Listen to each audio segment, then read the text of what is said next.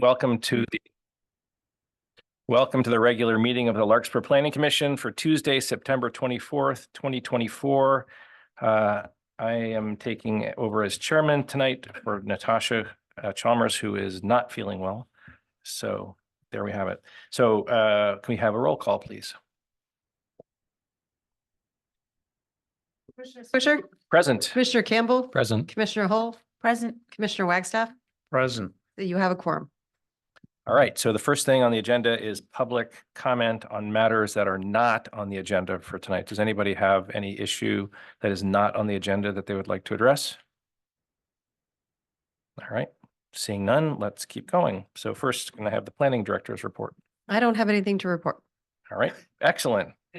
I call for, sorry, we have things to do.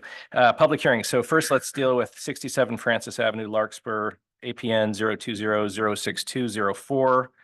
Barbara, Derek, I'm going to ruin your name here, Derek and Shani, applicant owners, R1 First Residential Zoning District, PLN 24028.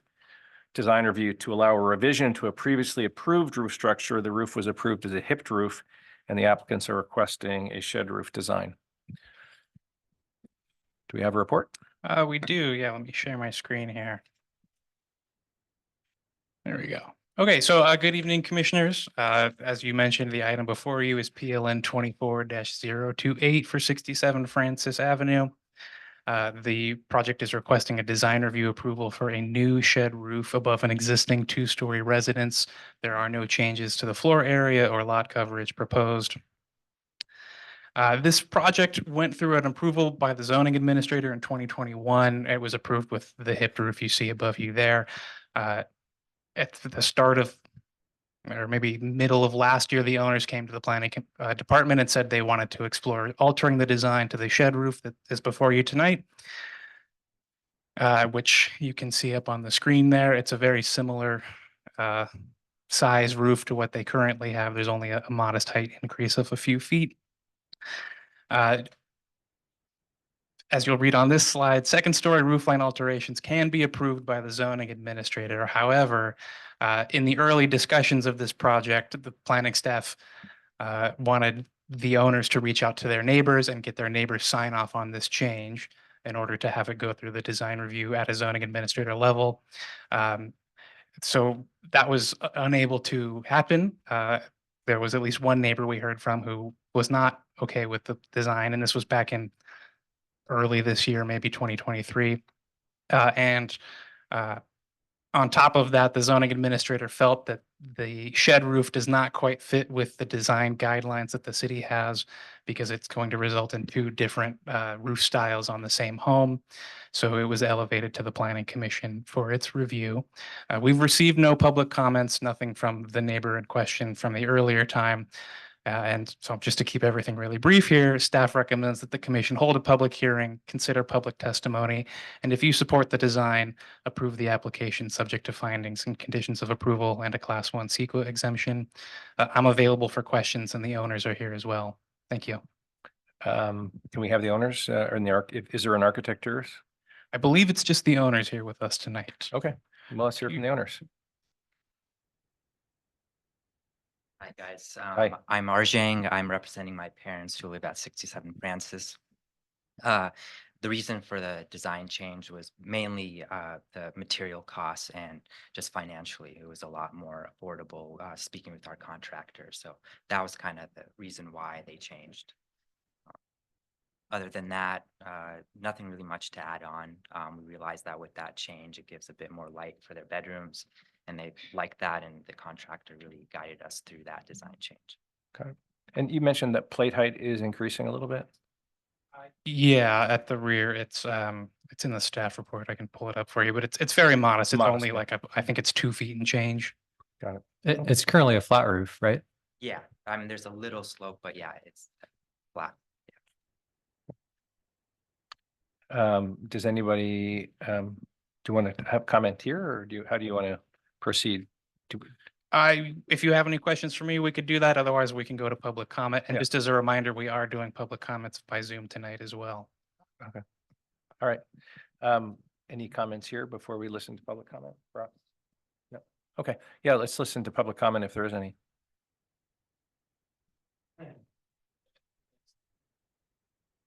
Hi, I'm Philip Harris. I'm a neighbor on Francis. And my understanding, first of all, is that the increased height of this design is lower than the height originally approved. Am I correct about that? I am, right? So it's a lower height. And second of all, I walk past, I've been a guest at Baram's house, but I walk past this house every day. I don't think you can see the fact that it's a hip roof versus a shed roof versus a hip roof Mhm. from the street. So from the public's perception, doesn't make any difference to us. And yeah, we support it. Great, thank Thank you. Yep, here we go. Can you identify yourself and say your name? and- Andy Green, I live at 64 Francis. Mhm. I just want to say I support the project. Great, thanks, Andy. Anybody else have any comments? Okay. I believe the Oh, architect. the architect, is yeah. just entering the room. Do you want to, we were just talking about the change from a hip to the shed roof. Do you have any comments that you want to make about it? Yes, I do. All right, Thank you. Sorry, I allowed enough time to get here, but not enough time to find a parking space. Larkspur. It is right near the Silver Peso, so depending on how this goes this evening, could be a handy space. My name, oh, hi, Elise. My name is Jeff Crude, and I'm the architect for this project. Excuse me, I'm a little out of breath from rushing up here. The project is half built. I don't know if that was part of the presentation. My clients remodeled the lower floor and then started thinking about the upper floor and if they wanted to go ahead with the way I drew it. Basically, you read the staff report, it meets all the criteria and so forth. The shed roof design was because they like where they are, they like the view up the hill. By doing a shed roof, they can get higher windows in the back and enjoy the view. It is the traditional way the roof was and has been for many decades. So from the street, it will seem no different than what's there already. And so basically, it is for their aesthetic enjoyment from the house itself. And if you have questions. No, they before caught you my got breath there, here. we talked a little bit about it, so I think we're good. Yeah. Anybody else have any questions? No. All right. Other comment on Zoom? Yeah, if anybody on Zoom wishes to comment, if you could please raise your hand. And there are no hands raised. All right. Well, let's bring it back to the commission then. Anybody have any issues with the change? I went up and looked at the house like you guys probably did, and you really can't see any difference. If you had a lot more money, we could get into gables and dormers and, but I think the shed roof is fine. Spoken to like a true architect. Anybody else? No, I mean, my feeling is that people have the right to enjoy the design that they want to enjoy, provided it's not, ridiculous and, I have no problems with it. So does somebody want to make a motion? I move to approve project. Oh, no. The project at 67 Francis Avenue, Larkspur for, or PLN 24028 for design review. We have a second. Subject to the conditions and the CEQA exemption. Second. All right, can I call roll call, please? Commissioner Wagstaff, Yes. Commissioner Swisher, Yes, Commissioner Campbell. Yes. And Commissioner Hull. Yes. all right, Motion carries. congratulations. Right. All right.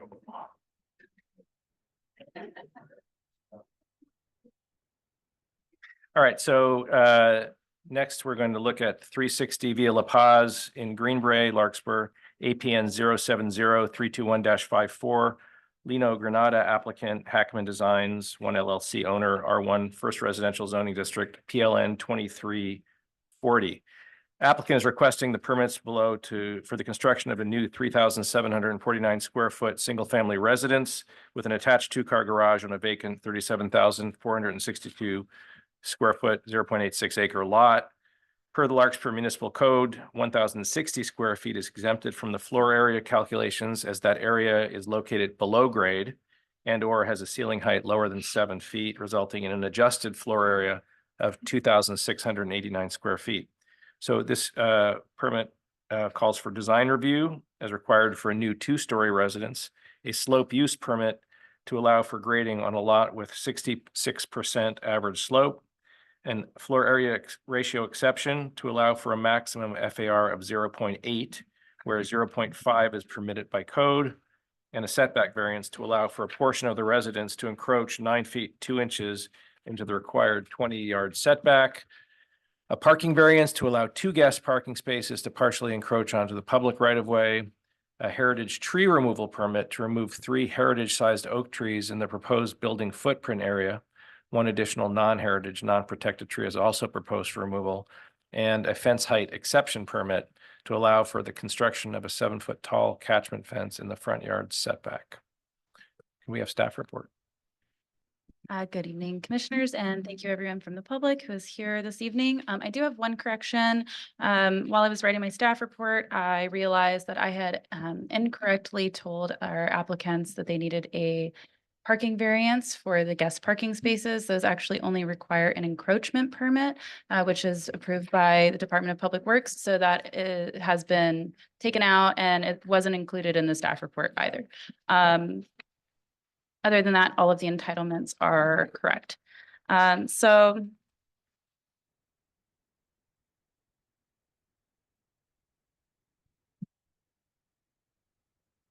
the applicants have applied to build a new single-family residence on a vacant hillside parcel in the Green Bay subdivision. The project site is located on a steep south-facing lot that is bordered by neighboring residential properties on the north, east, and south, and by Via La Paz to the west. The property is on the northerly side of the road and near the terminating cul-de-sac. The 0.86 acre parcel was created through the merger of 2 vacant parcels under the same ownership in 2020. It does have an average slope of 66%, and site vegetation includes varied native and non-native brushes, shrubbery, grasses, and 17 individual trees of 3 separate species. 7 of those meet the definition of heritage trees, and as Commissioner Swisher just indicated, 3 of those are indicated for removal. There is an existing metal wire catchment fence along the southwesterly front lot line that is depicted here.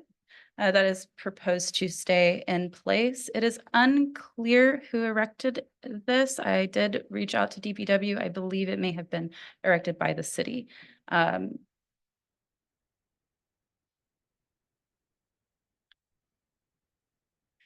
as discussed, this is requesting several planning entitlements, design review, floor area ratio exception, slope use permit, a variance to the front yard setback, the heritage tree removal, and fence height exception permit.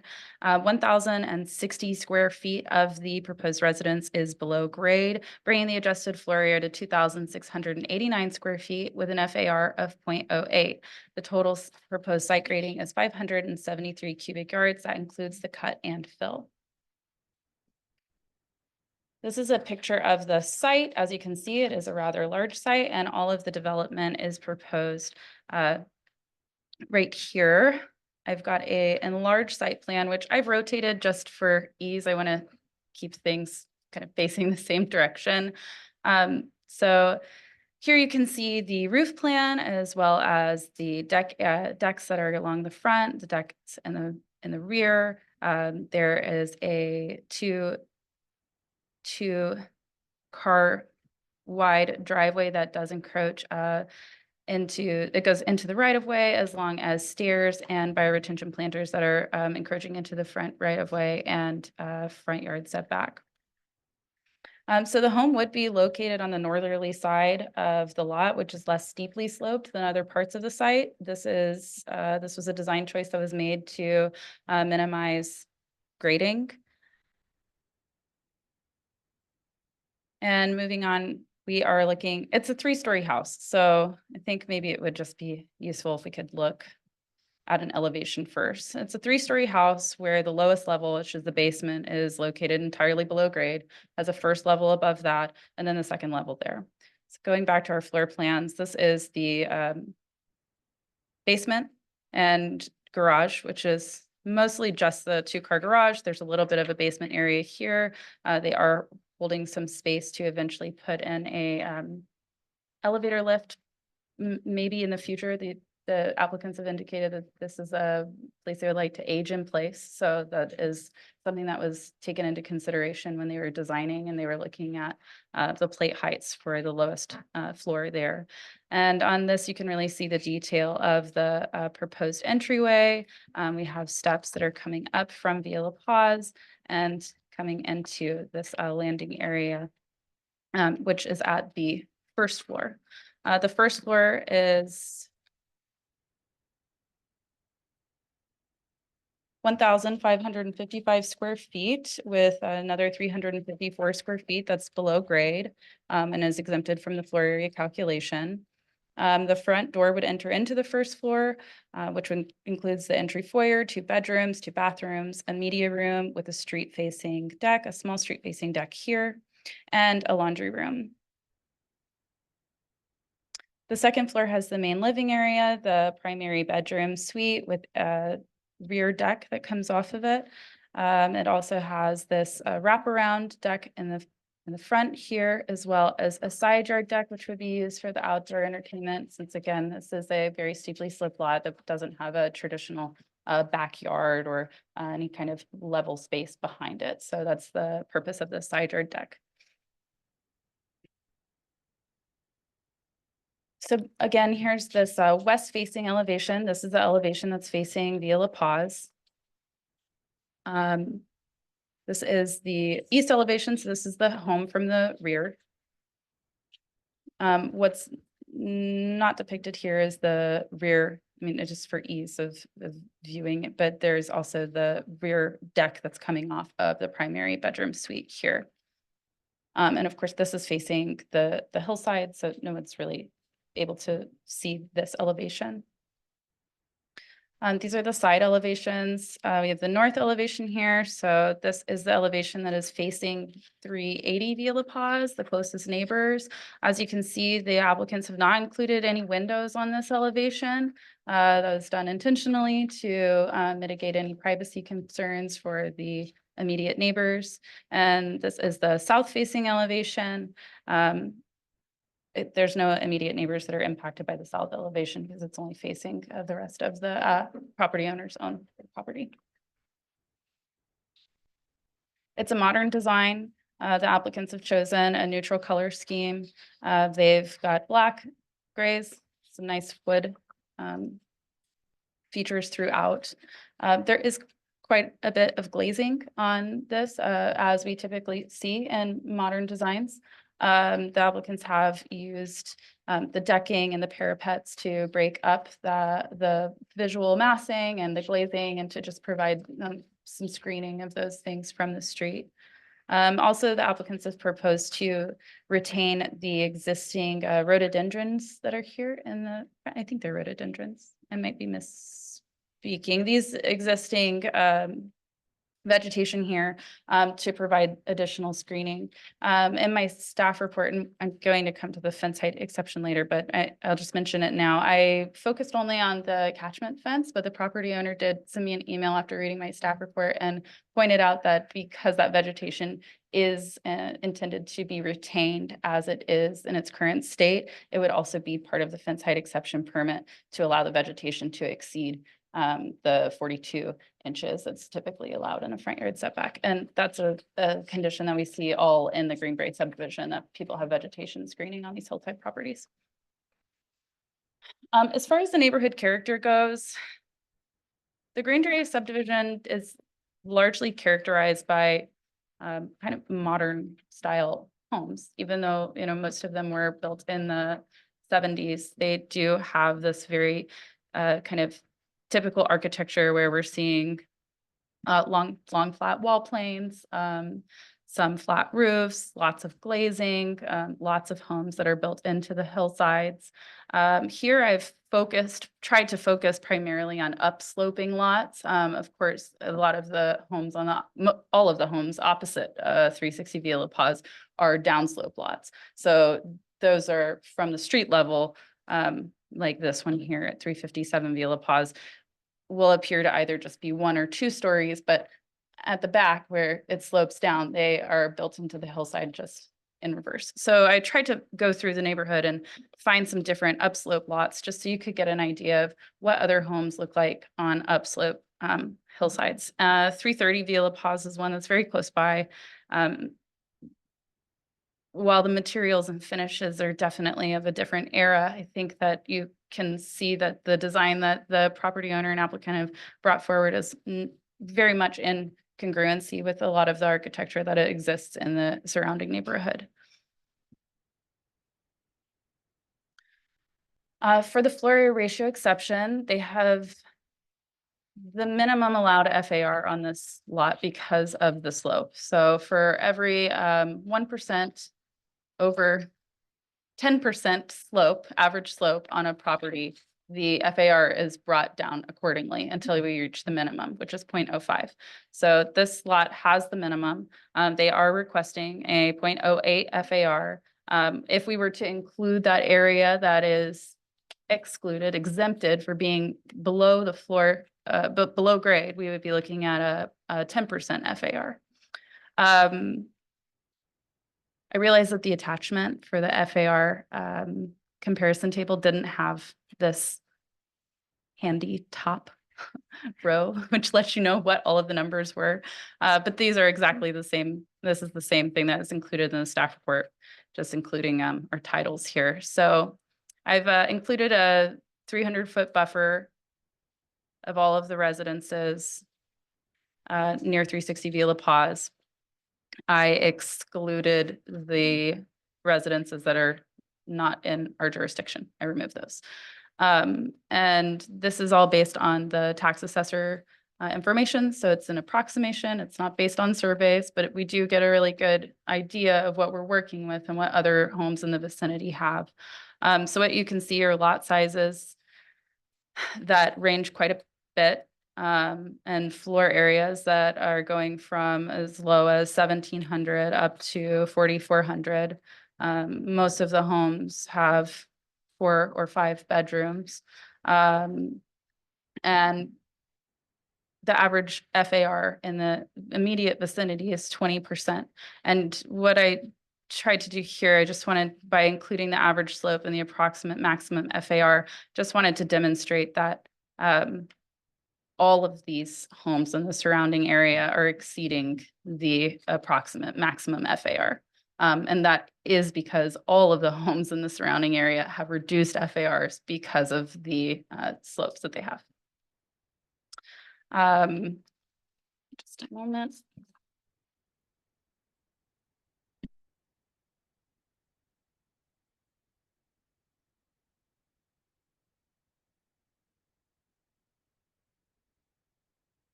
So as discussed earlier, the an applicant has utilized several mass reducing techniques.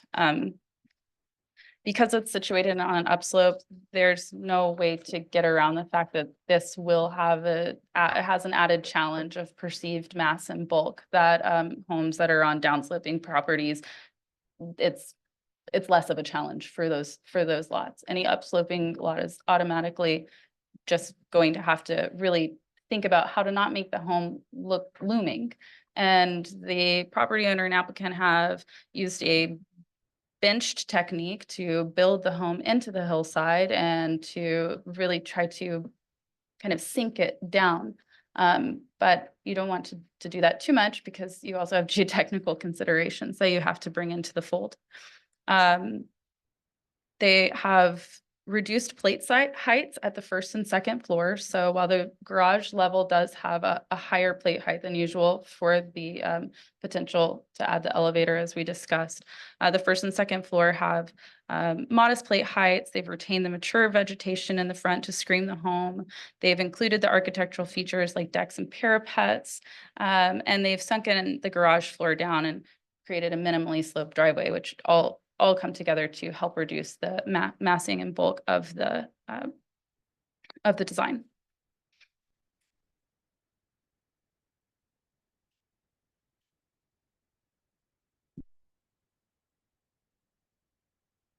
So as previously discussed, the project does require 573 cubic yards of combined cut and fill. The applicants provided a geotechnical report, which was peer reviewed by the city's consulting geotechnical engineer. And the applicants were readily able to address any comments that came up during the design process. As far as the findings for slope use permit, those are related to views of the ridges. So there are no ridges in the immediate vicinity that would be blocked by the new design. And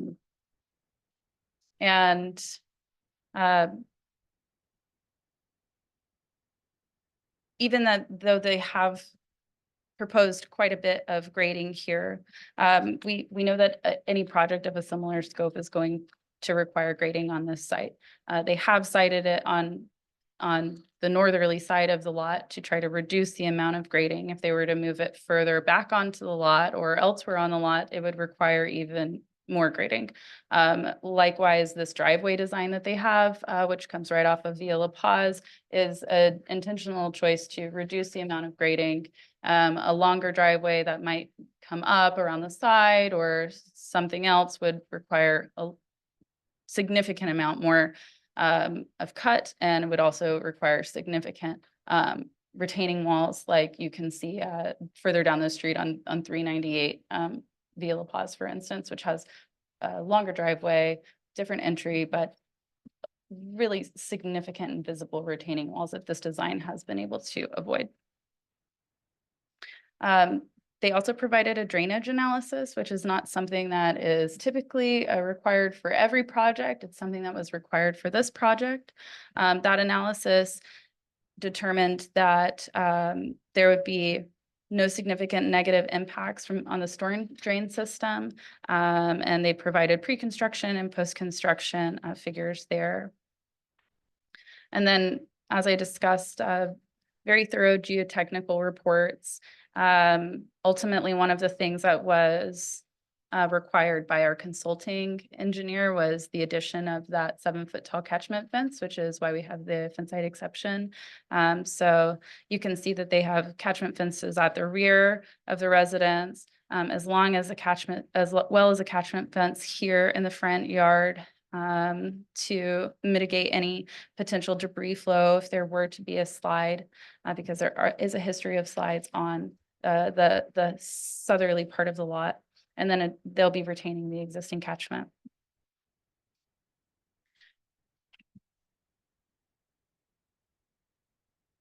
So brings us to the setback variance. So as designed, the home requires a front yard setback variance. Initially, earlier in the design, they had requested just a 10-foot setback variance across the whole lot. But in discussions with them, we decided that a better way to approach this would be not to grant a 10-foot setback all the way across this big lot, which would enable them to possibly in the future have, you know, some other development that doesn't meet the setback. Instead, they've asked for to allow just specific parts of this design to encroach into the front yard setback. And I've highlighted that here. This is the 20-foot front yard setback. So you can see portions of the residence as well as significant portions of the deck are all within the front yard setback. And uncovered stairs and walkways, which are usually need to be, can only encroach 6 feet into a required front yard, would also be going all the way up to the lot line, and then stairs requiring an encroachment permit from DPW as well. As it is zoned R1, the required setback is 20 feet. However, come back to that. In 1958, with the original subdivision of Greenbrae, many lots in the vicinity were granted variances by the Planning Commission. And what I've tried to demonstrate here, if you guys can't see it, I'm happy to zoom in. So this is This is from that approval for the variances, and it has all of the lot numbers, and it tells you what the setbacks are. So all along Via La Paz here, anything indicated in red, these lots have a 10-foot approved front yard setback. Anything indicated in blue has a 5-foot front yard setback. So these are just for the areas of the frontage that are in the cul-de-sac itself. This lot here actually still would have a 20-foot setback according to the approval. And then these 3 lots were not included in that variance process. And then there's a couple lots here that have a 15-foot front yard setback.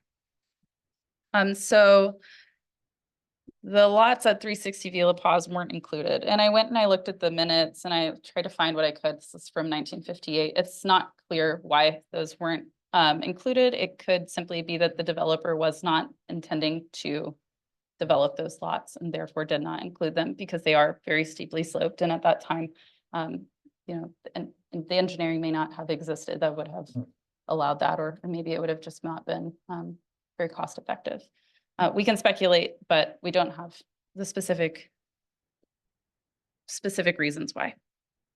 But what we can see is that throughout the subdivision, and this is just a portion of the Green Bay subdivision, for this is consistent throughout the entirety of the subdivision, not just this little piece of the map here. So the applicant has provided some supplemental justifications in their plan set, including this encroachment diagram. The intention here is just to show how much of the enclosed floor area would actually be within that 20-foot setback. And that's what you can see here in red. This is the lower garage basement level,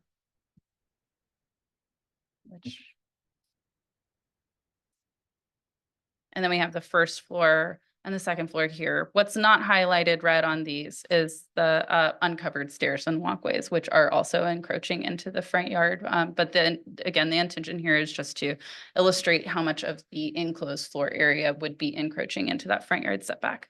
And this is another image that the applicant provided, which is just to give an idea of the relative distances to Via La Paz. So not to the lot line, but to the edge of the curb at Via La Paz. This is showing not to the deck, but to the house itself, 22 feet back from Via La Paz at 360. And then you can see that surrounding homes have similar 20, 18, 12. So what they're asking for is it's in congruency with the pattern of development in the immediate vicinity.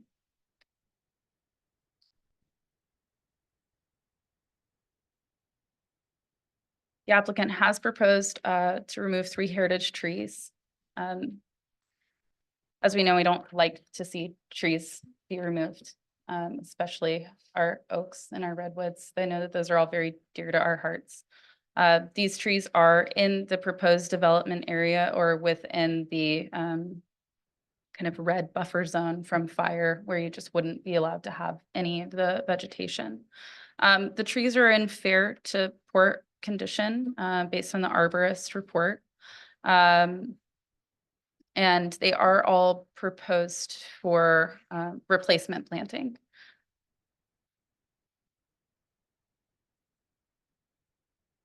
The fence height exception, as we discussed, includes the 7-foot tall catchment fence, which you can see in this elevation here. It's semi-transparent. It's to be made of timber and steel. It's not stretching across the entirety of the lot. It is there to address specific geotechnical concerns about debris flow. So it's there for safety, and we're very supportive of that. And the existing oleander, I think I said rhododendron earlier. The existing oleander shrubs are proposed to remain at the current height for screening.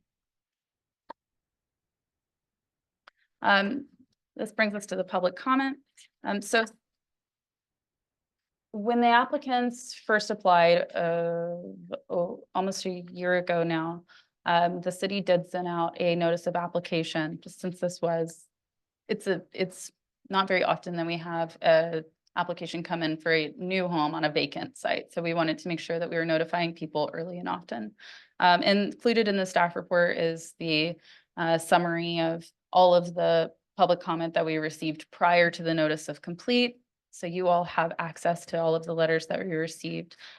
Since the application was deemed complete and publicly noticed for this hearing, we have received two pieces of correspondence, one being from the Green Bay Property Owners Association. That's also included in your staff report. And then another, which is from Lynn Mastromonaco. He is an attorney and an immediate neighbor who has written a letter on behalf of all of these neighbors here. Today, he sent a supplemental document, which was forwarded to all of you. It had two additional people who had signed on to the letter. They're highlighted here in yellow. And that was forwarded and you all received that.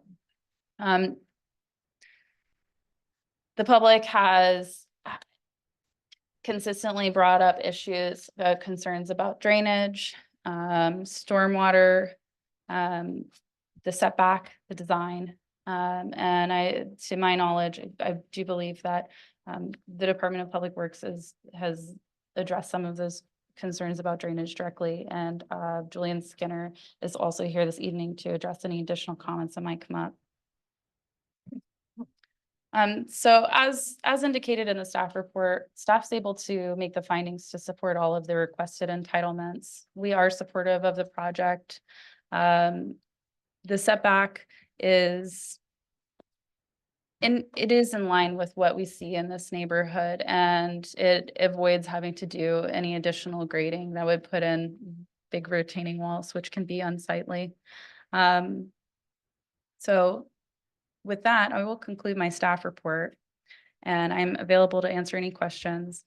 The property owner and architect are here, as well as their civil engineer and geotechnical engineer who's available on Zoom.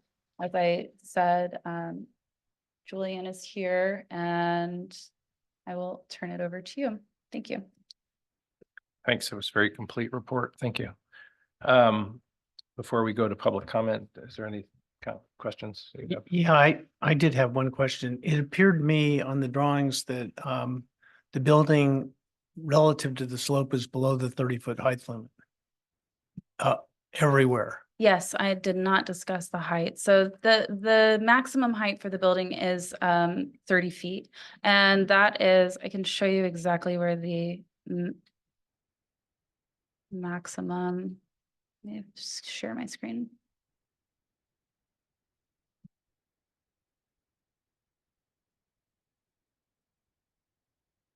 So this point here is the highest point of the design. But the design is under the 30-foot height limit throughout. And I understand that from the street, there is it looks, if you're looking at it from the street, there is a perception that it exceeds that. But if we want to go into the side elevations, if that is an issue that we want to dive into, I'm happy to go to the side elevations and discuss how we measure height. But yes, it is under the 30 feet height limit. Thank you. Mhm.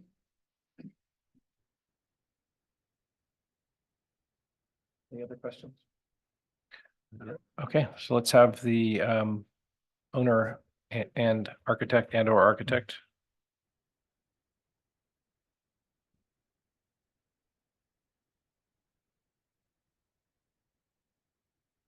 Good evening, everybody. First, I want to say thank you to staff. Like you said, it's a very thorough report. We've been going back and forth with them for, seems like a couple of years. A lot of feedback, a lot of information to process, and thank you in advance for being able to review everything and digest. May I interrupt you for 1 second? I know who you are, but could you say who you are? Oh, sure. Lino Granata from Stillwater Dwellings. Got it. Thank you. We have Kevin Hackman here as well, the owner of the property, who would like to come up and just sort of introduce himself and give a little bit of a history of the process that he's gone through. Tim from Adobe Associates is our civil engineer, also available here, and Rusty from Miller Pacific is available as well.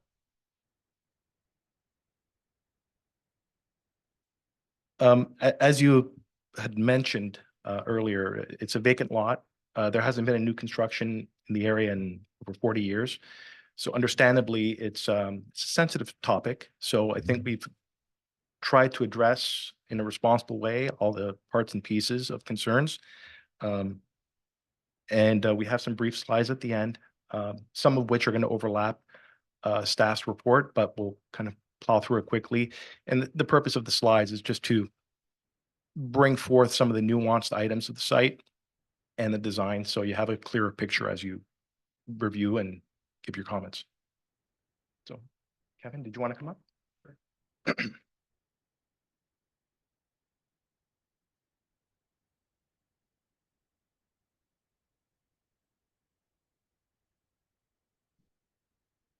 Good evening. I'm Kevin Hackman. I'm the owner of the lot.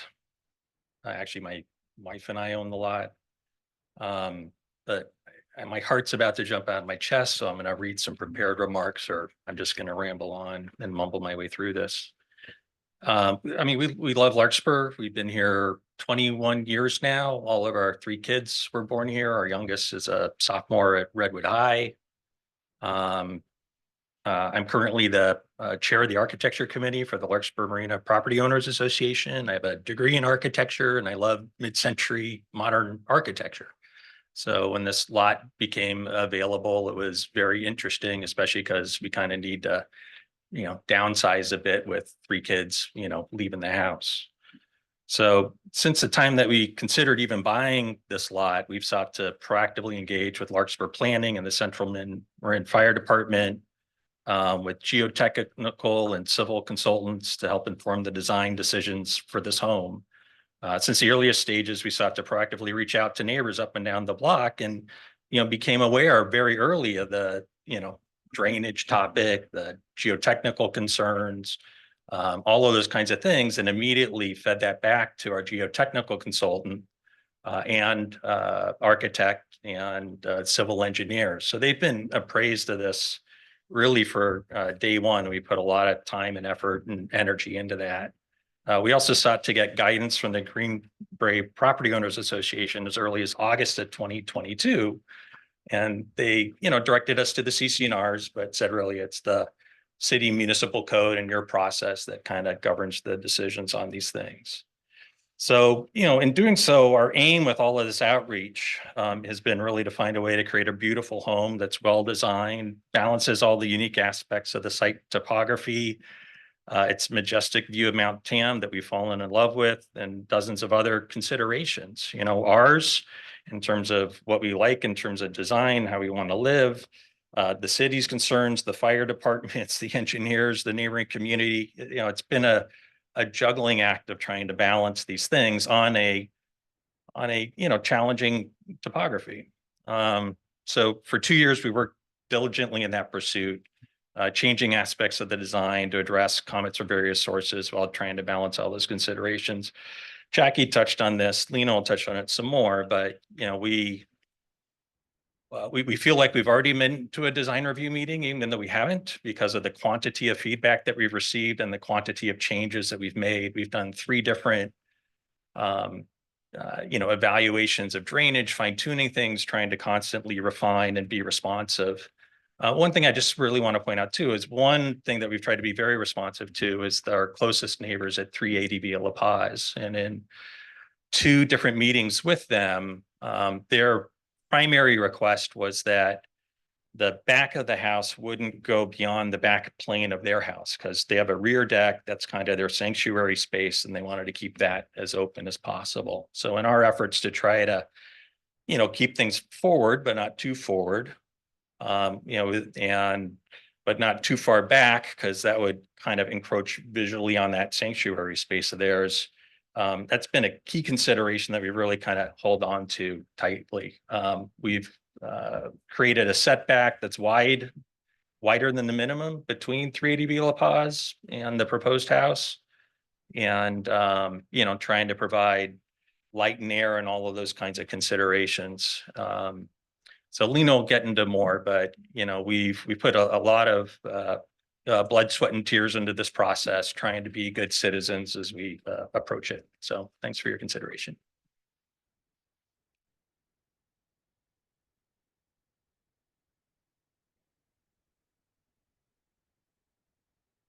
Mhm.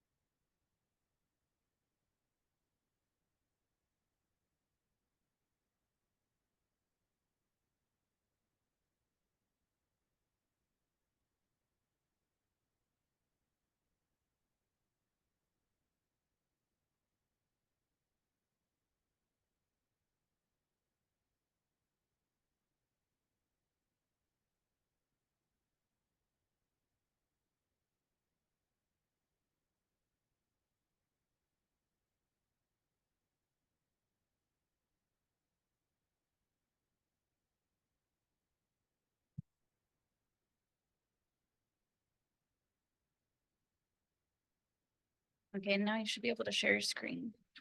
Yep.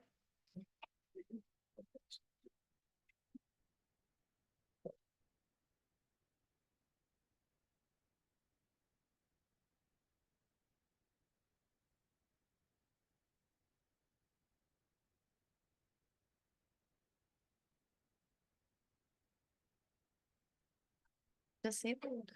Share screen.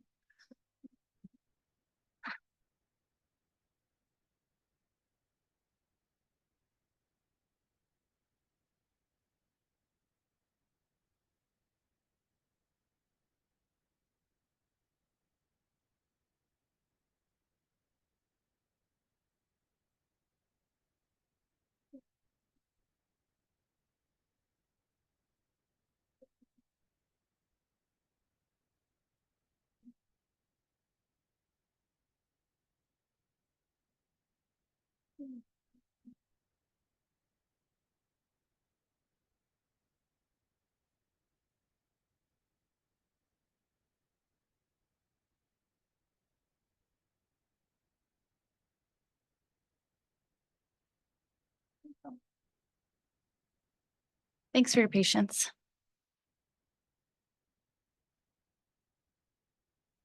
Yes. As Jackie said, thank you for your patience.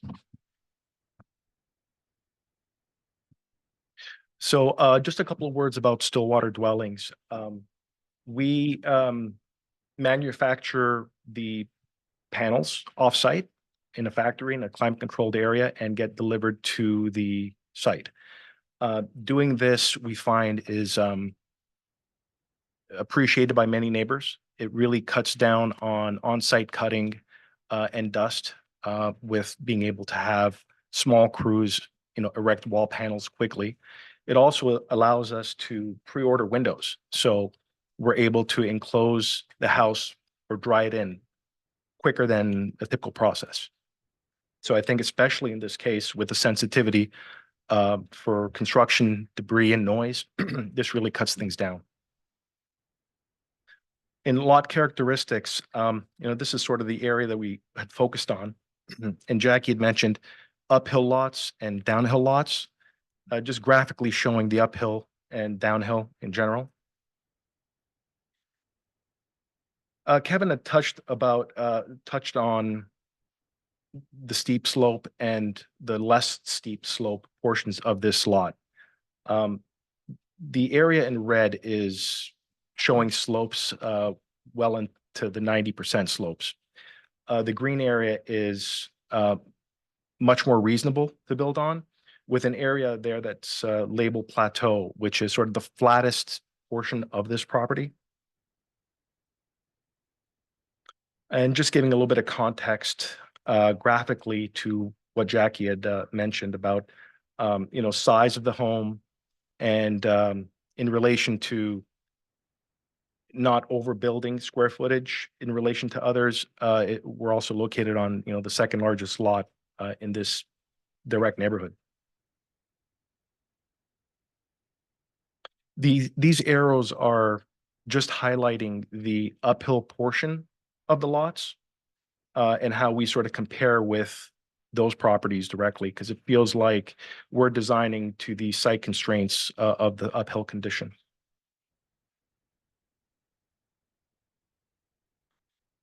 Just looking a little deeper into the higher slope and lower slope of the individual lot. You'll notice, the lesser slope area, the green portion of our lot is sort of, generally speaking, in line with with other uphill lots that have been developed. Before you move on, can I ask a quick question? The last couple of slides said the bottom address on Riviera Circle.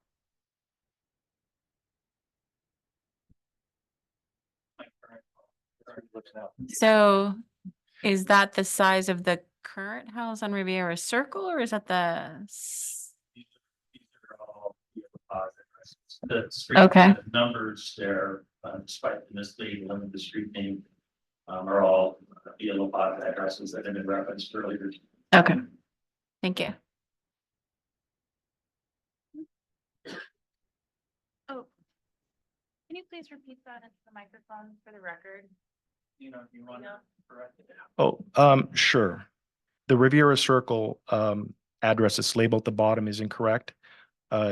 It is via La Paz, and the numbers at the bottom of the graph are associated with the numbers from the Via La Paz. Looking individually at the downhill lots and the uphill lots, you'll see some, similar characteristics for the downhill lot neighbors where, it's basically one story at street level, and then, they'll have much taller walls at the back end. Looking at the uphill portions of this specific area, you'll notice the 330 Via La Paz that's already been looked at. There's also 314 Via La Paz that has a strong mid-century modern language to that as well. Other examples in the neighborhood showing, expansive glass or deck areas.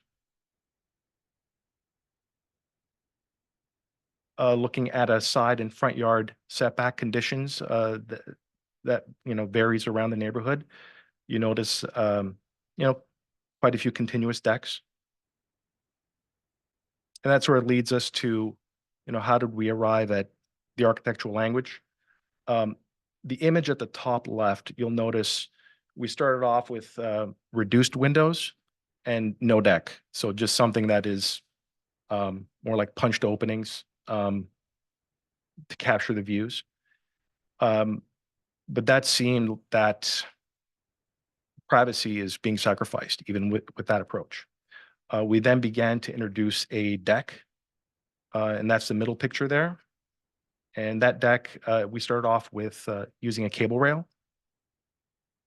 And then the bottom left is sort of where we're at today, which introduces a 42-inch high parapet. And you'll see how that substantially covers the glass, the direct view to glass from pedestrian level. And in speaking about pedestrian level, here are some examples of cars and pedestrians at Via La Paz and what they would perceive as they walk around or drive by. Most of which is, effectively covered by that parapet.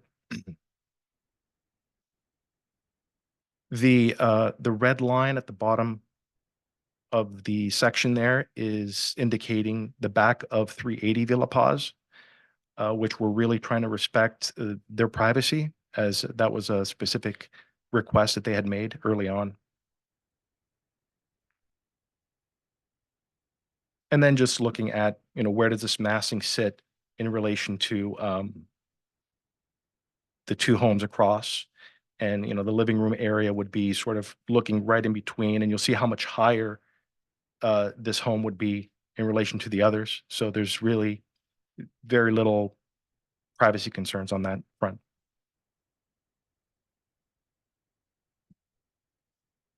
And I'm open to any questions that you might have.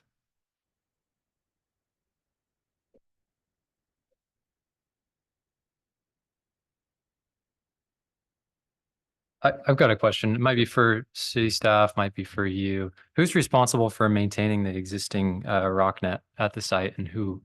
I mean, I would imagine that the applicant would be responsible for clearing debris from any new rock nets, but if it's unclear who installed that, I'm just wondering who would maintain it. Can you talk into the mic, please?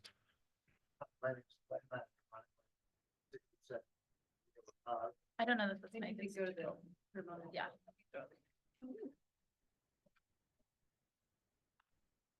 Hi, Len Mastromonaco. I live at 367 Via La Paz, which is directly across the street. I believe it was in 1997, there was a slide that was down where that catchment fence is now. And as a matter of fact, at the time, I was one of the owners of those two parcels. And when the slide, I think it was on December 30th, it came down, flowed across the street onto the median. There's a divider on the street. There are median between the upper and lower portions of Villa La Paz. And the city actually put that in, much to our financial pleasure at the time. So that's the story of that catchment fence. And the owner is responsible for maintaining that and the debris. Okay, thanks.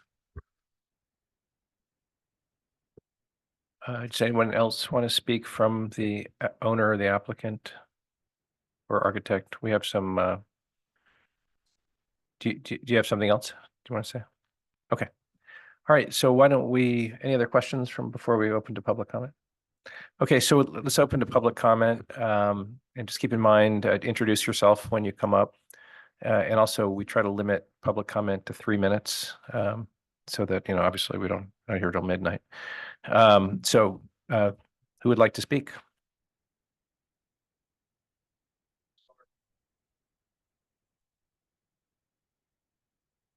Again, my name's Len Mastromonaco. I'm also an attorney.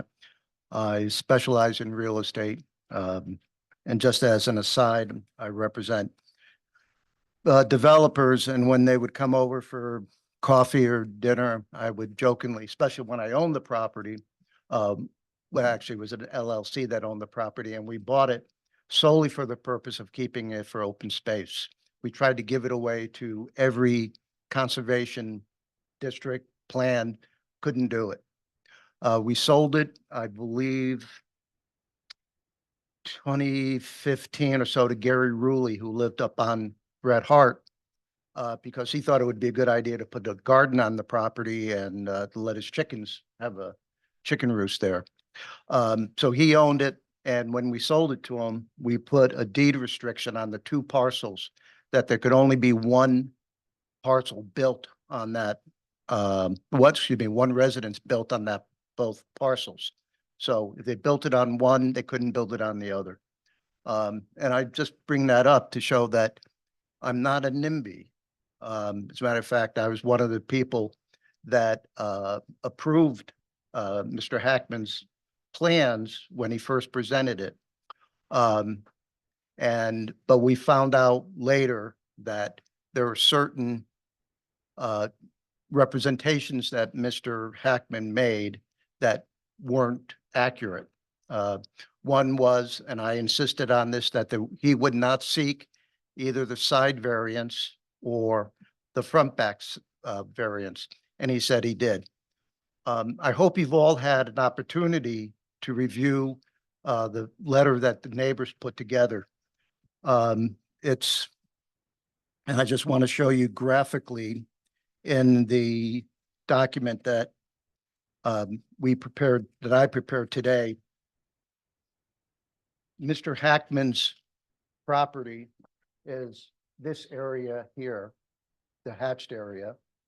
And the red area are all the people who have objected to his plan, either totally or in part.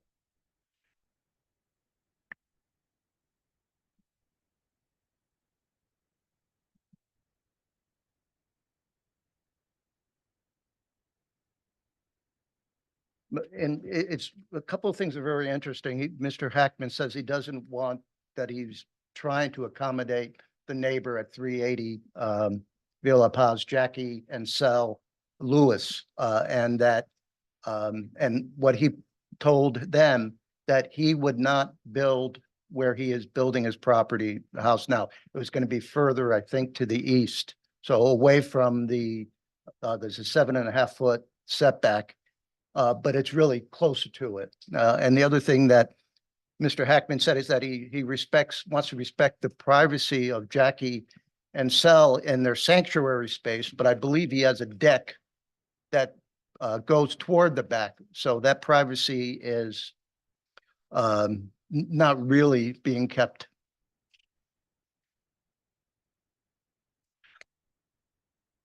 One thing that I think that is very important to us is that maybe the plans meet the spirit of the code. I mean, excuse me, the letter of the code, but it does, they don't to the spirit. Now, it's a 3-story building, right? But because there is such a steep slope, Mr. Hackman is able to go deep into the street, deep into the hill, and build what is essentially a 40+ foot building. So as it gets closer to the street, that height is going to be emphasized. It's going to be bulk. The staff report actually objects to that. They say that the bulk is oppressive, very big. And the excuses for it are, one, that he's going to put in an elevator. Now, anybody who knows about construction, why not put the elevator in now as opposed to the future? So I think there's a little bit of misdirection there. And the other reason, and this is one of the major problems that I have, is that all of the exceptions, all of the variances that Mr. Hackman is asking for is solely because of expense. He will have to do more grading. He would have to go up higher on the hill. It's not because it's not possible, but it's only because he wants to save money. And if he's put it up higher on the hill, the heritage oak that's in the front of the property could be maintained. Now, and if that heritage oak is maintained, it will definitely block a lot of the bulk of the property.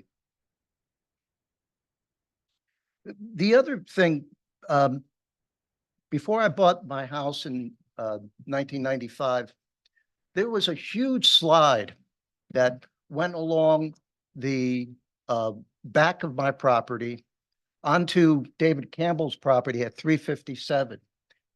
And this was in the mid-70s. They had to take out, and this is the same area that Mr. Hackman wants to build his home. So they had to excavate the whole hillside. They put in these 4.5, 5 feet caissons, cement caissons, deep into the bedrock, put keys toward my house and re-engineered the fill. And this was a time when insurance companies were paying for the negligence of contractors. So the insurance companies did it along my whole side, backyard, and Mr. Campbell's backyard. And this is the same hill. Now, I understand that there were geological tests done in the 60s and I believe the 70s, but there hasn't been any geological testing since then. And I'm not a geological expert. I have some knowledge of it, but the question is why? Why hasn't that been done? Mr. Mastromonaco, you have 15 seconds left of your public comment time. Could I have a few more with the? Yes. So, usually we don't yield time to people, but provided that those neighbors don't come up and try to say the same thing, I don't have any problem with All you right, thank you. continuing. But let's give you 3 more minutes. All right, thank you. I appreciate it.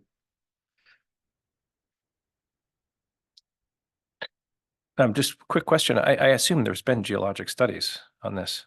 There have been. I Right. think the last one was in the sixties when, and there was a lawsuit. There must be a more current geologic engineering study in order to build this house. There is a recent, but no borings have been done.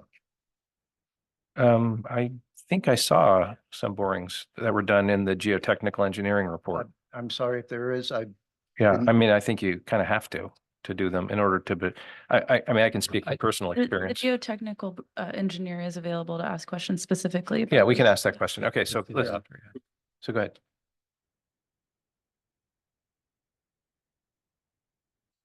in his application that Mr. Hackman submitted in September of 2023, he wrote that the 20-foot setback is not feasible with the physical characteristics of the lot. He also said that the amount of grading required would result in a deep cut into the hillside. So both of these, again, show that it's not a matter of necessity. It's really a matter of expense. Now, I've met with Mr. Hackman a few times before he purchased the property and afterwards. And I explained to him that of the problems with the hillside and the slide and the problems with developing it. And he still went ahead and purchased the property. And now he's somewhat, doing that famous contractor plea of it's easier to ask for forgiveness than it is for permission.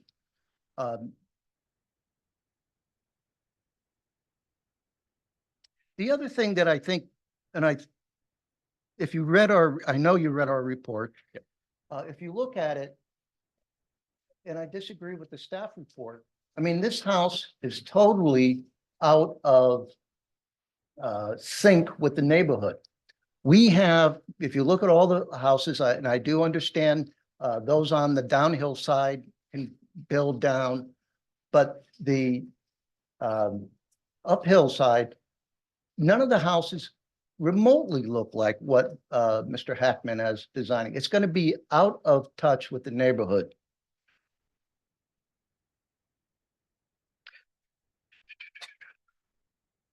And the latest home was built in 1973.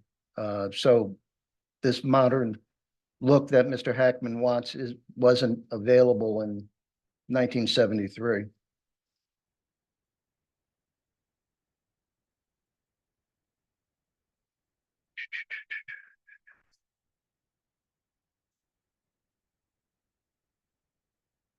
And I believe that although the views that they did from the street looking up, I mean, first of all, there's bottle brushes in front of the house now. I don't think that's what they're going to keep there, but if they do, I mean, that won't block it. I hope you all went to the site and you stood on there and you looked up and you saw, and that's not where it's being built. If you grant the variance, it's going to be up 9 feet. So you're going to be looking at what is a wall. Mr. Mastromonaco, you have used all of your public comment time. Okay. All right, let's move on. Thank you, Mr. Mastromonaco. All right, other comments, please? Yeah, I'm David Sternberg. I'm on the Green Bay Property Owners Association. Been doing it for probably close to 20 years, so I've seen a huge number of projects come through that we have reviewed. Not that this matters to this house, but there are 2 houses that I know of, that brand new houses that have been built in the last 10 years in Green Bay. One thing that I think is really important to begin with, the conditions of approval for during construction, they do not have whatever the appropriate engineer needs to inspect and approve the underground and above ground drainage that's going to be installed. So please add that into the conditions of approval. I coincidentally also happen to be an architect, and I've had my own practice for a very long time in San Francisco. Most of my projects are in San Francisco. If you want to get a variance from a front yard setback, rear yard setback, side yard setback in San Francisco, you have to have a really good reason to do it. Rules are there for rules. Precedents in the neighborhood do not matter in San Francisco. Other projects on a block can be completely non-complying, but your building has to comply. Rules are rules.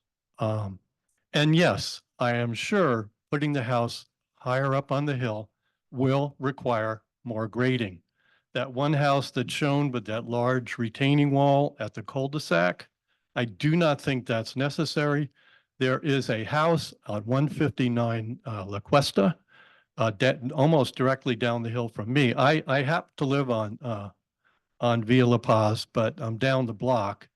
I'm at 291, so I'm not really directly involved and will be impacted as much, but I'm speaking more for the Greenbrae Property Owners Association. If you're going to break rules, don't have them. What are they there for? I don't understand, honestly. FAR, front setbacks are rules. And yes, it's probably a lot more expensive. I'm not going to say a lot, but it's probably more expensive to build up on the hill. Other people have done it. I don't see any reason why it can't happen.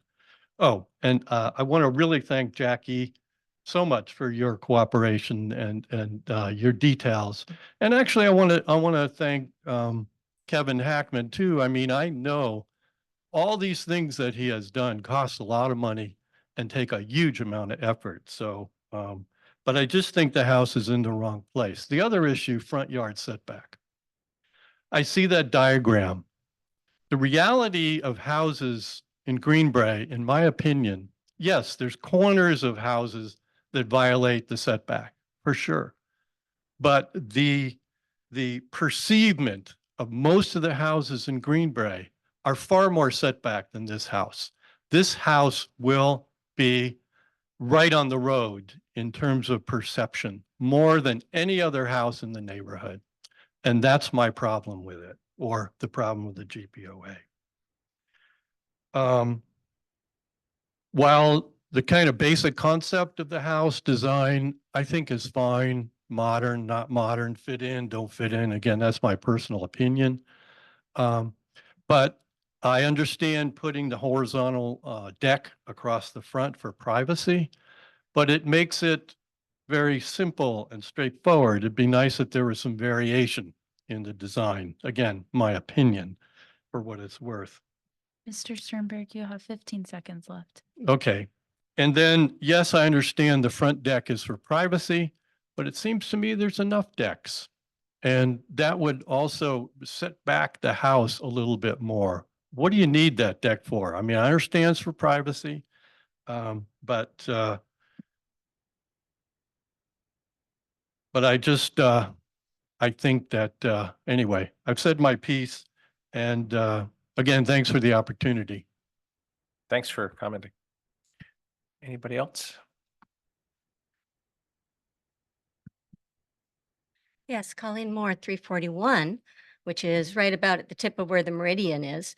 And like we said, the borings, all we knew of was 84. Those are the last I've heard of, so I would love to hear that they've done them. On perception, when you look at the other houses that are as high or have exceeded the 20%, you walk along the street with this house and it will be right here, literally, you know, in your face, especially with that front deck. It also exceeds, I believe, if I'm aware of what was in the report, it extends larger than what is allowed. It's not a little walk around deck. It extends even further. The other houses may have been extended in, but you will see to even get up to them, they are far enough back on the hill or They are not at all in one space simply because it's maybe the vertical, the side of the house, and it's covered with the oak trees and things like that. You're not looking right up into a building. And then when you go around, you know, as some of the pictures where I could show better on pictures, but basically if you've not walked the neighborhood, you will see that even the upside houses are retained, at least to some degree. So there is that piece. Big concern of mine is drainage. I don't know if last week you guys passed the new or the phase 2 of Cordelejo via La Paz drainage project. I believe it was presented last 18th to you. Do I have that right, man? Well, okay. I think that was a city council. Oh, project. okay. My apologies. I don't have all this time. At any rate, so that one right in front of the link fence is one drain that is, even if they go through with this next phase on our street of drainage, that drain is not going to get touched. It always fills up with verbiage, or with the verbiage, sorry, I'm feeling a little nervous here, talking too much and too fast. It's always filling up with leaves and requires, and I can tell you, back in 2005 and 2000, I was out there at 4 a.m. during rainstorms cleaning those gutters out because they fill up very quickly and very easily, not just with the you know, rocks and debris and whatever, the leaves, things like that. They're not deep gutters. And the city already has done an enormous amount of work, but anything there's the surface and subsurface drainage. And those are big concerns and questions I have because my hill has slided. You've got about 3, if you guys know of them, the drainage pipe issue, and then the drain that was put in 2 years ago. And then now this one, and as well as that, if you haven't seen it yet, the city is proposing to do a second phase on just that via La Paz drain. So there's going to be a lot of work and what done up on the street. There's going to be a lot of heavy equipment moving on. My street's already, it's not cracked or Ms. Moore, horrible. if you could finalize your comment. Yes, Yeah. okay. So anyway, a lot of concerns there, and I hope you will take these things into consideration. Thank you. I do want to just revisit with you. I know that we gave Mr. Mastromonaco an extended comment time because he was representing the people in the letter. So I don't know if you want to continue to have people that are in that letter come up and give individual comments as well, because that seems like. I don't mind as long as it's substantially different in terms of the content. Okay. And so far, you've done great with different commentaries. So go ahead. Just keep it in mind that, yeah, what's been said. I'm David Campbell. I live at 357 Via La Paz, across the street from this project. Lynn and I did try to coordinate so we wouldn't be saying the same things. I plan to make 3 points. I understand I have 3 minutes per point. Okay. 1 minute per point? Are we shortening it? Okay, then I'm not going to get through everything. I'll start with this one. We've sent a letter to the city multiple times, but most recently since September 19th. There were 18 residents representing 11 households that have taken issue to this project. 9 of us have concerns specifically about the design of the building. That's what I would like to address. When this project was first presented to us, we thought, yeah, it looks good on paper. The drawings that he showed us, and then we started studying it. And we began with the Larkspur design guidelines. And my understanding is that was developed for the purpose of maintaining the existing neighborhood scale by limiting the visual bulk of the houses so that they don't overwhelm the surrounding houses and that way maintain the character of the neighborhood. In our letter, I showed pictures of 6 of the nearest homes, and they are in quite strong contrast to the proposed design. And of course, those homes were built 50 years ago, and we don't expect Mr. Hackman's home to look like that, but we do expect him and his team to minimize and not magnify the differences with the nearby homes. And for that reason, we disagree with the planning staff conclusion that the home does not have excessive bulk and that it's being designed to be sensitive to the neighbors. In fact, I think the opposite is true. And I'm going to mention two features that magnify rather than minimize the style differences between this house and the nearby ones. And one is the building height. On page 9 of that letter, there's a diagram, which has already been shown on the screen, of the front of the house. It's a 3-level, 3,700-foot house that's over 37 feet tall when measured from the slab to the roof. But it was designed in a way that, according to the city of Larkspur, it's only 28 feet tall and therefore meets the guidelines. And that was accomplished by burying the house 8.5 feet into the ground. So that removed that height from the total height of the house. And by using a flat roof design, which allowed more volume for the living space compared to a peaked roof house of the same height. So technically, the building complies with Larkspur height limit, but it does not comply with what I understand to be the spirit of those guidelines in order to maintain the integrity, scale, and bulk of the neighborhood. Mr. Campbell, you have used your 3 minutes. How much? You've used your 3 minutes. If you could just finalize your thoughts. Okay, I'll just shorten the second point, which was the dominance of the upper level. One of the guidelines in the Larkspur plan is that the upper level should be subordinate to the lower levels. This house is the opposite. The top level is 13.75 feet from floor to rooftop. The middle level is 10 feet from floor to ceiling, and the garage is 12.5 feet. That type of a proportion magnifies the apparent dominance of the structure. And standing in front of the house and looking up at it, in my mind, it creates a towering effect, which is not appealing at all. It doesn't fit in with the neighborhood. So thank you. All right. Do we have any other comments?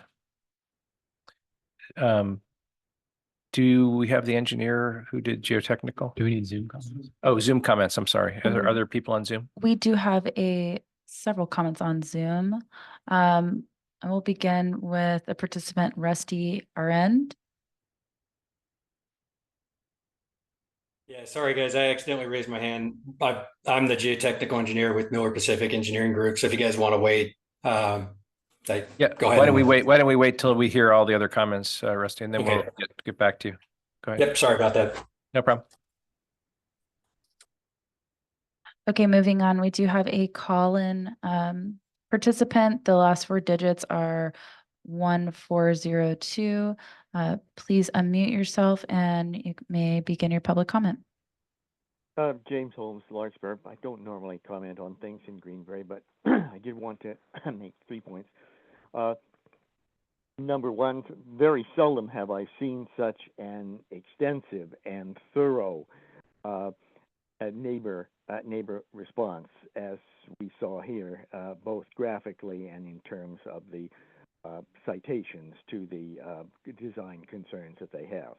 It was remarkably impressive, and I really don't think it was refuted. Number two, I would urge you to give particular concern to the comments of the Greenbrae Property Association, because that represents the interests of the greater community. And a particular note was the reference to building up higher on the hill to preserve the oak tree.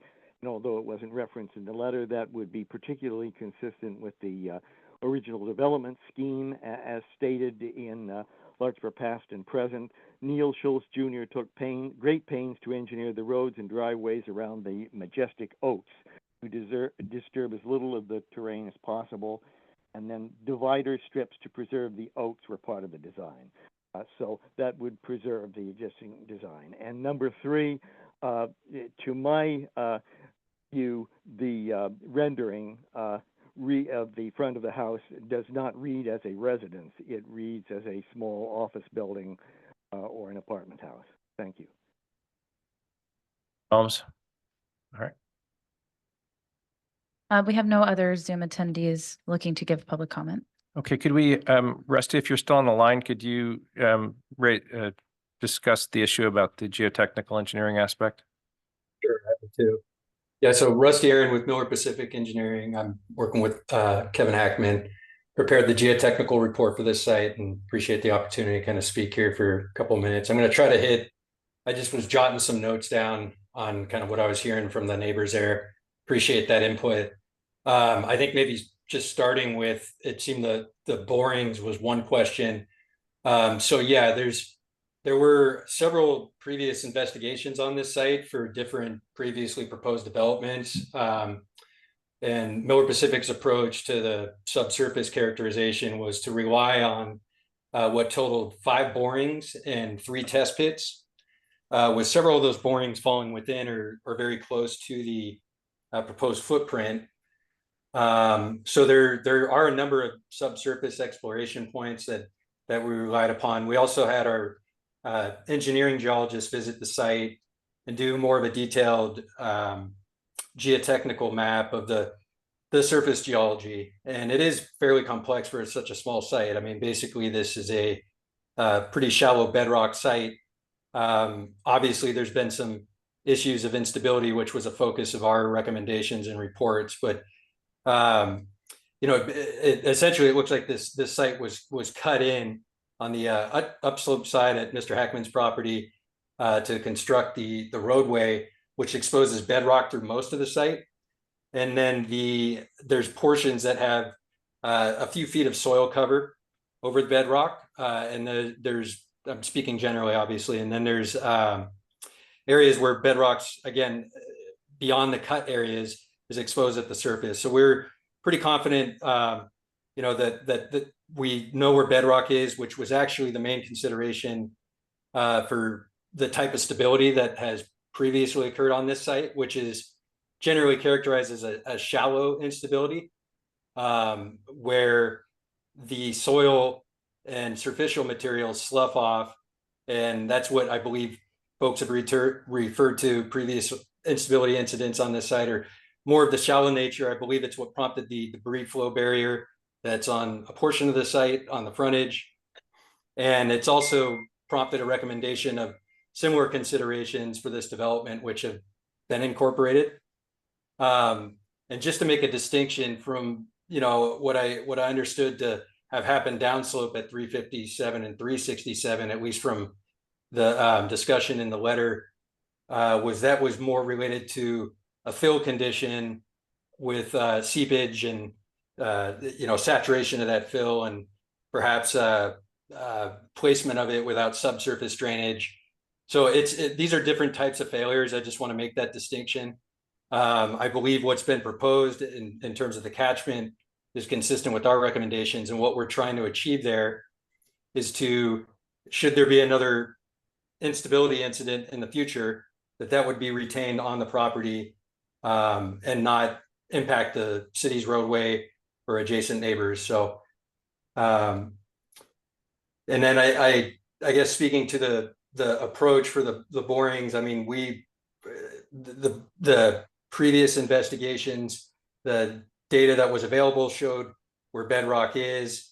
That was the main thing that we were looking for. That, along with it being exposed in, you know, the previous cut, we felt that it was sufficient to rely on that data for comparative purposes. I mean, single family homes often have 1, 2, maybe 3 borings. We feel this site has, you know, more than that. It's more than what you'd normally see for a single family residential development. And then I believe I heard a couple comments about, you know, just subsurface and surface drainage being a concern, and certainly those are concerns. And typically, you know, this site's going to be developed with basement walls. They'll have retaining wall back drains that'll actually help to improve subsurface drainage and reduce hydrostatic pressures. So that, and we will inspect those. That's a kind of a cookie cutter inspection punch list item during construction. So we would, and I think it's worth mentioning that we will be involved during construction. That's typical as well. So, and as far as surface drainage, I that's generally a civil engineering discipline, but I can say that just from a 10,000 foot level, I mean, what we have right now is a site that's unimproved, with drainage conditions that are largely uncontrolled. From a kind of faraway level, I think that this development is going to work to improve and modernize some of the drainage, at least within the proposed building area. And I think that, many of the potentially unstable near surface soils are going to be removed with the excavation and supported by retaining walls. I mentioned that the retaining walls will help subsurface drainage, and it's really being developed and consistent with modern building standards. The concern about geotechnical items is definitely valid, and we certainly are taking that seriously and working closely with the design team to address the hazards that we raised in our report. So I don't know if there's anything else specifically, that just kind of going from my notes here, but if there's any other items you guys would like me to speak to, I'm happy to. Liam, do you have anything? Good. I do. So it's still not clear to me. There's a slide that happened in 1997. This 7-foot catchment fence has been put there at the edge of the property. Have there been borings done since 1997 in this slide? No, there have not been any borings done. We're relying on previous borings. The slide that's being referred to is in an area that's unimproved, and I believe it's, the catchment wall was there to provide the mitigation required to address that. And it's going to remain unapproved, is my understanding. That's correct. Is my understanding as well. Yes. Thank you. All right. Any other comments? Are we going to bring it? I had a Good. quick question. Are you looking at pier and grade beam foundation systems, do you think, or?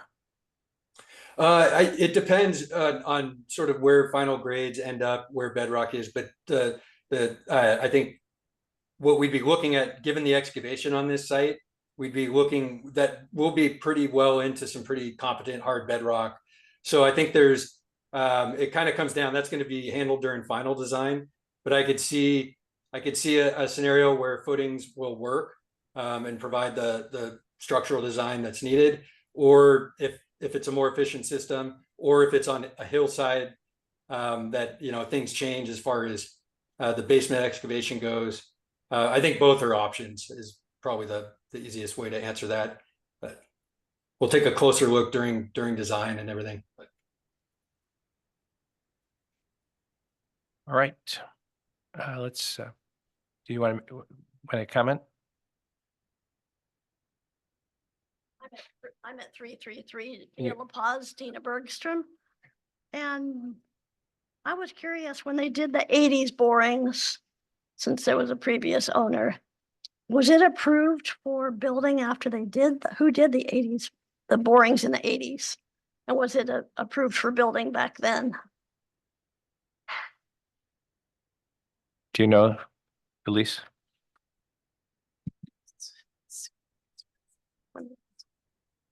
Why they're relying on the 80s borings? I don't know. I haven't looked at the prior plan.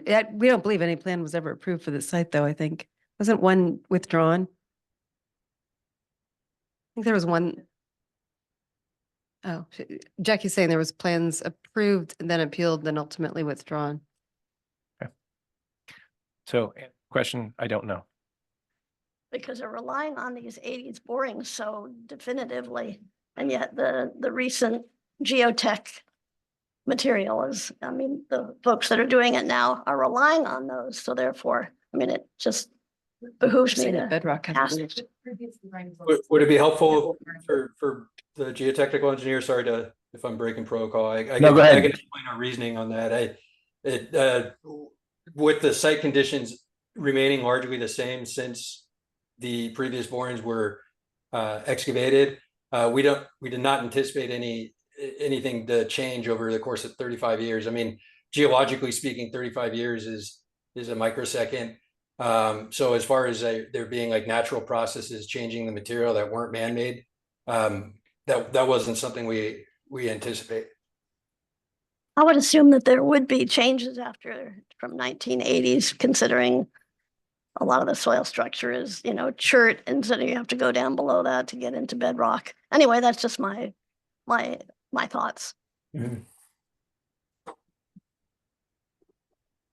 right, let's bring it back to the commissioners. So I'll start with Brock. Thank you, Jeff. No problem. So I've been up to the site. I've looked at it. I believe that this is probably the best location for the building, just in sort of walking along and looking up at the slopes. And I really like the design. I think I would the fact that there are houses built in the 60s and 70s, as an architect doesn't, move me particularly. And I do have some things that I might suggest to them, but I'd kind of like to hear what everybody else has to say first. Let's go to the other end. Ms. Hull. The design itself, I don't have an issue with. I think it's, not too big for this site to me. It seems too big, seems too bulky. I understand, it could be the best place for it. To me, it's like, I feel like there should be, can it be moved further, I guess, south? I'm not happy with it. I mean, there's just so many different things. I'm very concerned about the slides that have happened in the past, the drainage. I just don't know that that's fully addressed. There just seems to have already been so many issues here. So I can understand moving it to that end because that's not where the slides necessarily have been, but I'm not ready to approve it as is. Liam? Yeah, sure. So I usually I typically go through the requests, and then I guess I'll talk about the other items. So design review is one of the big ones. I also think that the house is pretty bulky. I wonder if maybe the architect can speak to, has been any thought about sort of stepping back the upper story, or putting some articulation in the deck to maybe make it a little bit more interesting. Overall, I think overall, I think the design is okay, but I think there can be some changes to maybe soften it or make it a little bit more interesting, like less flat planes. The slope use permit, I think, is the next item on our action request list. I think that any house on this lot, it's so steeply sloped that it's going to require a slope use permit, and it doesn't seem unreasonable to me to approve that. I mean, I guess to touch on sort of the geotechnical or geologic engineering at the site, we have a respected firm that prepared a report and provided recommendations, and we as a commission are relying on their professional opinion about the conditions at the site and about the mitigation measures that they believe will work.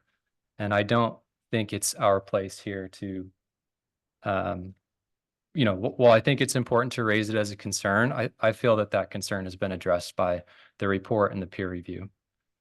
The floor area ratio exception, as we've seen in the table that Jackie provided in the staff report, this seems roughly in line with the other houses in the neighborhood in terms of floor area ratio as well as total floor area. We've talked as a commission about this 0.05 for steeply sloping lots being sort of unreasonably low. So that's sort of a bigger issue that we're grappling with that is affecting this action request item. And then I guess jumping down to the bottom of the fence height exception, it seems like that is really, it may not be aesthetically a community benefit, but in terms of safety and mitigation of the slides are there currently. And so it seems like mitigating those by providing a catchment fence as recommended by the geotechnical engineer at the site would be a community benefit. And providing taller vegetation is also, I think, okay with me because it would screen those fences. So the two that are remaining are the setback and the heritage tree removal. So the setback variance, I understand that a lot of other houses in the neighborhood have smaller setbacks or shorter setbacks than 20 feet. So in that regard, it seems, you know, roughly consistent, but I also noticed that a lot of the other houses aren't, you know, with their face towards the street. They're sort of at an angle. So the setbacks maybe aren't as obvious. I wonder if there's been any thought to moving the house back a few feet so we're not quite as far into the front setback. But again, I think the alternative is if you were to require a 20-foot setback, we would have some pretty significant retaining walls, first of all, and then the house would be positioned up higher on the hill. And I think that would be potentially more imposing on, you know, the views of the house. It wouldn't be as screened by vegetation and such. And then the heritage tree, the two trees that are in poor condition, you know, I think that this, like Brock said, this is probably the best place on that site to develop just because it's the flattest. But if there was any way to save the healthy tree, that I would be in favor of that. Well, Liam just sort of stole my thunder about the setback. I think that this is an example of be careful what you ask for in terms of setback. If you were to put this, I agree with Liam, if you were to put this house on this lot 20 feet back, it will be a monument, not a house. It will look terrible. And I mean, I think it's nice that Mr. Hackman is appreciating the neighbors in terms of not wanting to encroach on their view, but more importantly, from a design standpoint, unless you really redesign this house, I mean, like you could theoretically layer it so it fit the slope better by putting the second story back from the first and the third story back from the second. That would make it less imposing, and maybe that's a design element that you might want to look at. But let's go back to some of the objections of the neighbors. One is design. And I appreciate, because I have a nice traditional old house and I like the way they look. Never been a big fan of Bauhaus or anything like that. But that being said, the houses that were there in the 60s and 70s, you don't want to build one of those houses anymore. And the reason why we had slope use permits and FAR exceptions is because building technology has advanced to the point where you can build bigger houses on without worrying about such a steep slope. And I think that's why I could make findings for the FAR as well as the slope use permit. Which leaves us with the setback. And again, I think this is the best site for the house on that lot. And putting it anywhere else, I think, would not be in line for what you people would want for your neighborhood. I think it would look terrible. Is there a way to make it look less imposing from the street? I'm not an architect, and Brock can answer that, or the architects who are in the audience can answer that. I think maybe it would be in the interest of neighborhood harmony for the architects without having to incur too much cost to maybe consider what Liam has mentioned, maybe making it look less imposing. But overall, I can make the finding. I don't love the idea of heritage trees being knocked down either. I love oak trees. But that being said, you couldn't build on this property unless you took out some of these oak trees, especially on that site. So I don't have a problem making that finding either. The only issue, I think, is trying to come to something that the neighbors can agree to that is also allows the homeowner to build what he wants to build on his property. And so the one gentleman mentioned that rules are rules. In fact, they're not. that's why we have variances and why we have exceptions and why we have planning commissions, because if we just followed rules, then it would be a horrible world we live in. So that's my feeling about that. So I'm not really sure where we want to go from here. Brock can say something. Yeah. Thank you. Jeff actually covered quite a few of the things I wanted to talk about. And it does have to do with rules. And we run into this every time we have a sloped hillside house where you get down to a 5% FAR and you got an 800 maximum square foot house, which is what's allowed on a site that's almost an acre. So we are going to change that, I hope. And the other thing I think, if, I think the house is really close to, I like it. And I think one of the things that might help is it does have a fairly monolithic deck railing that runs across. And I think if you broke that up a little bit, you don't really need all that deck. At least I can't imagine how you would use it.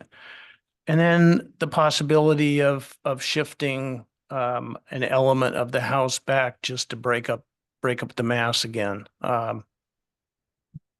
I think it's really close. It is a modern house. And it's not a 1970s house, and nor should it be, in my opinion, anyway. The upper floor is 11 feet 3 inches or something ceiling height, and maybe that could go down to 10 feet. It would make some difference. The other thing is this house meets the requirement for being under the 30-foot height limit. People may not feel it does, but it does. And that's what we're working with. So those are my thoughts.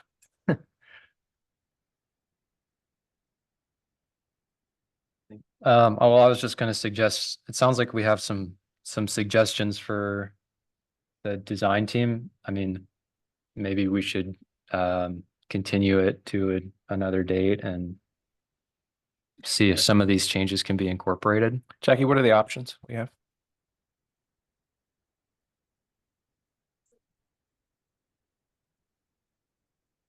Mr. Campbell just said you can direct the applicants to make some specific changes to the design, and we can continue the meeting to a date certain or uncertain. Usually it's best if we discuss that with the applicants, if they feel they can make those design changes and get it submitted and ready to a date certain. That is typically preferable, so this doesn't drag on forever. But if they feel like they may need some extended amount of time, we can continue it into a date uncertain. Yeah. I do want to make a comment that if the design changes would trigger any significant like structural changes, it may have to go through additional review. So depending on what those changes are, it may be remanded back to building for review again and going through that review process. It just depends on how significant those changes that we're recommending be made are. Yeah. Well, I mean, again, my thought is that I think we have to respect neighbors, and I think we have to respect neighbors' opinions about things, but I also think we have to respect homeowners and their ability to build within certain guidelines and limits. I think you're almost there, and I don't want to have you incur a tremendous additional expense doing this, but I would make a motion that we continue this to a date unspecified and take into account some of the things that we discussed today about decreasing the elements of bulk and massing and try to integrate it so that it is not some of the objections. But I mean, like I say, I could make the findings for everything else is fine. It's just that design element which may mitigate some of the concerns of the neighbors.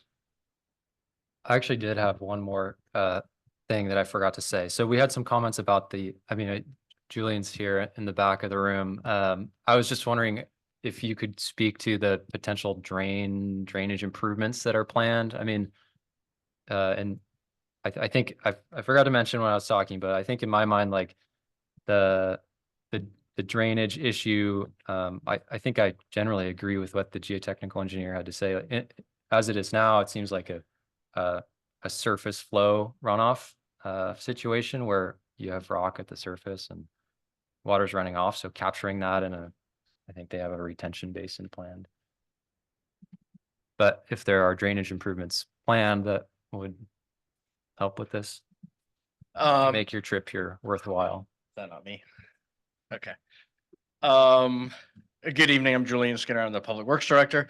Yeah, so the applicant did supply a stormwater control plan and hydraulics and hydrology report that more than satisfy what we would typically ask for a single family home.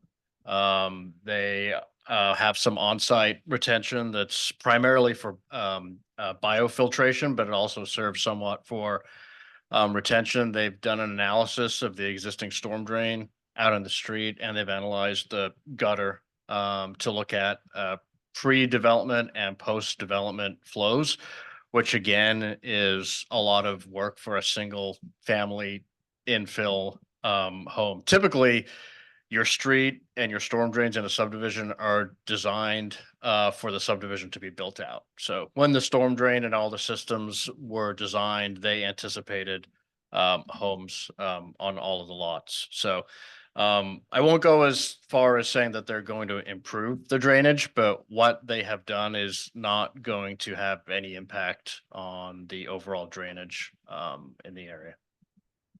Any negative impact, I should say. Okay. So, Brock, I was gonna say, maybe we could ask the architect or the owner, how they would, whether they would like to set a date or, date uncertain or, and whether these changes are within, we can budget. rule on it as it is too, but,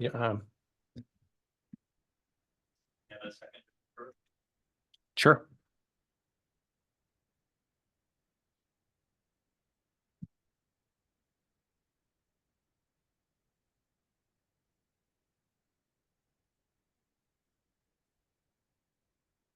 So there's a question of stepping the third floor back where the master suite is. If we step the south back, that goes into a steep section of the slope and we're just burying it more. It's doable. The design survives. What doesn't is our attempts to satisfy 380 via La Paz's wishes for that kind of backyard openness. Doing that will push the rear plane past that rear and slightly encroach in that area. And but it would achieve that front elevation, stepping back even more to do that. So it's something that we could look at. I don't know how long it would take us to 2 weeks. So we could probably be ready with at the next meeting. Yeah. Motion. Do we have things already planned for that meeting? I don't know. Jackie, Is there any possibility you could turn the living room? It would shorten the house, but it seems like that's a possibility.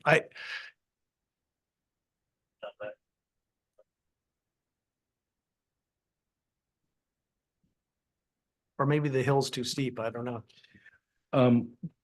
Well, where we have the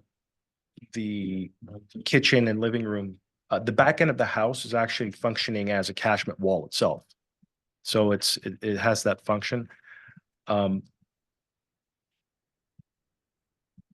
Shortening the house would just make the condition worse going into the hill and making a higher catchment wall in the back.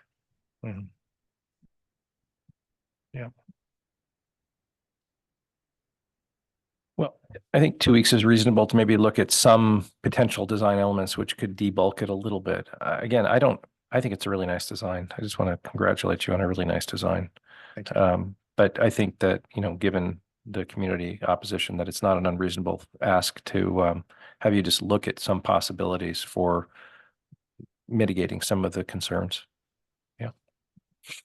And I don't know, I guess to add on to the design review part, the setback variance, I'm not sure if you guys could look at like potentially moving it back a little bit and obviously it would make it go up a little bit. So I'm not sure what sort of impacts that would have, but We did look at setting the house back, and as you can imagine, with that existing slope the way it is, the house just begins to tower over everything else. Yeah, I don't have a problem where the house is. I think it's cited just fine. That setback's adequate. I tried to walk up the hill and I couldn't, so. Yeah.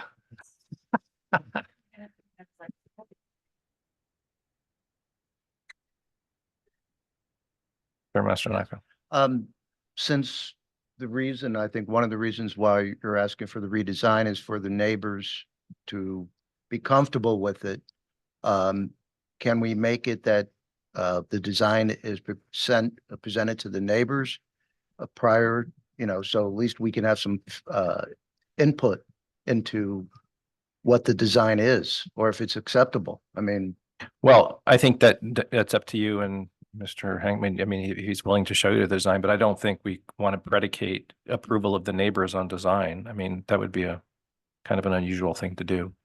I think that they can come up with a design and certainly are able to show it to you and see if you, but we can't make a condition. I don't want to make a condition saying that it's got to be based on your approval. No, I'm not saying that at all. What I'm saying is that if the concern is coming to some sort of agreement with the neighbors, I mean, that's what you're saying, that if you do it 2 weeks, when do we get to see it? And when do we come back here and we have gets posted the day before, and you can, certainly come and comment on it, or you can talk with Mr. Hankman and once he's looked at something and maybe get together and have, couple drinks and. Okay. Yes, sir. Yeah, so Dave Sternberg, again, the Greenbrae Property Owners Association. So see, the Greenbrae Property Owners Association has CC&Rs. And quite frankly, I have no idea how new houses are folded into those CC&Rs. And I neglected to say before, the CC&Rs do not allow anything blocking a view of the house. Now, in practice, that is absolutely not true, but the CC&Rs are there, and that is part of the rules of the CC&R. So I just wanted that to go on the record. Thanks. Well, What does that mean, blocking the view of the house? I'm led to understand there's some words about blocking instrumentality. And I think the intent of the CC&Rs is they don't want walls of trees and fences. They want to be able to see the houses when you're driving. That's what I think the intent of the CC&Rs was originally. That's my interpretation over the years of, being involved with this. However, a huge percentage of houses do not comply with that. Right. There's a lot of CC&Rs in Larkspur, which are completely illegal, just letting you know. Yeah, there's language Yeah. in the specific language that in today's standards are Right. absolutely illegal. Specifically not allowing people of the non-white race to live in places, which is, a lot of Larkspur actually in the CC&Rs. All right. So I think we should make a motion to continue. Well, actually, Brock, go ahead. You're good at making motions. I just want to ask before we do that, do we have things already scheduled for the next meeting that are we going to be able to accommodate this in our schedule? We should be able to accommodate it for the October 8th public hearing. Okay. And if for some reason the application comes in and it needs to be reviewed by outside departments, what we would do is just continue it at the meeting. Okay. Brock. So I would move continuance of 360 Via La Paz, PLN 2340 to the next meeting. Is that what? October 8th. To October 8th. I'll second. A roll call. Commissioner Swisher, Yes. Commissioner Whitstaff, Yes. Commissioner Campbell, Yes. Commissioner Hull. Yes. Motion carries with 4. We have 1 absent. All right. Thank you all for coming. All right. We could announce in this little time that Sure. there is a right to appeal the prior decision approval within 10 calendar days. We didn't announce that for the last item, Oh. but just so we have it on the record. Okay. All right. For the last item. Next business items are to approve the August 13th, August 20th, and Wait. September 7th planning commission meeting minutes. What? We have no minutes, so. No you could minutes, skip so that. nothing to adjourn. So the next item is adjournment. Anybody want to make a motion of adjournment? I move to adjourn this meeting. I'll second it. All in favor? By Yes. acclamation? Aye. Aye. All right, thank you. Thank you. 9 PM, exactly.